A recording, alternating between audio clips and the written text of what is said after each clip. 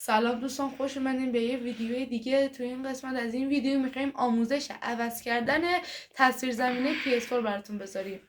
اول وارد ستینگ دستگاهتون میشین، وارد این گزینه میشید، دوباره گزینه اول روی کاستوم میرین، گزینه اول میرین روی سیستم. اینجا عکسایی که مثلا گرفتین و من میخوام داخل F24 ببینم چه عکس گرفتم، ضرب در میزنید. بعد اینجا مثلا عکسایی که گرفتین، مثلا من این عکس رو میخوام، روش کلیک میکنید.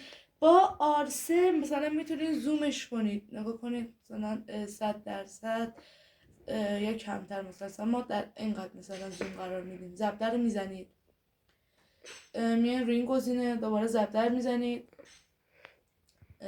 وایسید اینجا پلیز بده. خب وقتی این صفحه اومد دیگه، یعنی اون تصویر زمینی داخل پیستون قرار گرفته.